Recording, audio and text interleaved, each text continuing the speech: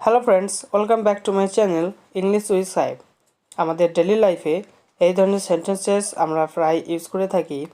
যেমন, আমাদের ক্লাসে একটি ছেলে আছে, আমাদের বাড়িতে টিভি নেই, তোমার ব্যাগে কি কোনো কলম আছে, ফ্রিজে দুধ নেই।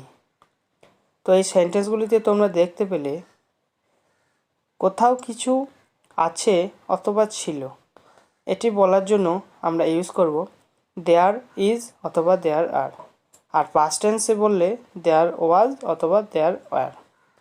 কোনো জায়গায় কিছু থাকা বা না থাকার কথা যখন আমরা বলি তখন আমরা দেয়ার দিয়ে বাক্যটা শুরু করি। চলো সেন্টেন্স স্ট্রাকচার দেখি। সেন্টেন্স স্ট্রাকচারটি হচ্ছে দেয়ার ইজ অথবা আর, ওয়াজ অথবা were plus noun plus place অথবা টাইম। ইজ বসাবো একজন বোঝাতে, আর বসাবো অনেকজন বোঝাতে।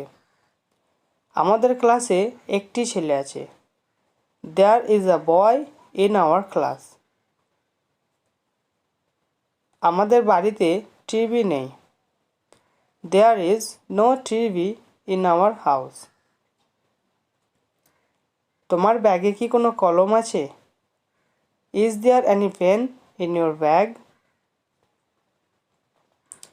আমাদের ক্লাসে অনেক মেয়ে ছিল, পাস্টে there were many girls in our class.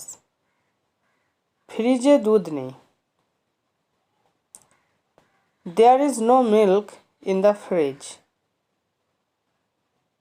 আমাদের দেশে অনেক সমস্যা আছে, there are many problems in our country.